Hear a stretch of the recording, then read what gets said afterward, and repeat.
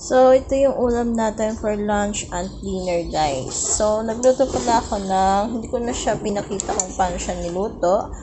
Una kong ginawa is, syempre, sibuyas, bawang, at luya. Then, fried ko yung chicken para medyo fry naman. And then, yan, pinakuluan ko. And then, sunod naman, nilagyan ko pa siya suka para hindi siya mabilis mapanis. And then, para yung lasa niya is balance, hindi nakakaumay pag nilalagyan siya ng suka. Then, nilagyan ko siya ng potato. Yan, patatas, guys.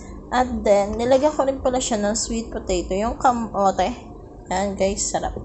Kamote, para yung sweet at sarap. Masarap kasi yung kamote ilagay sa mga instead na carrots.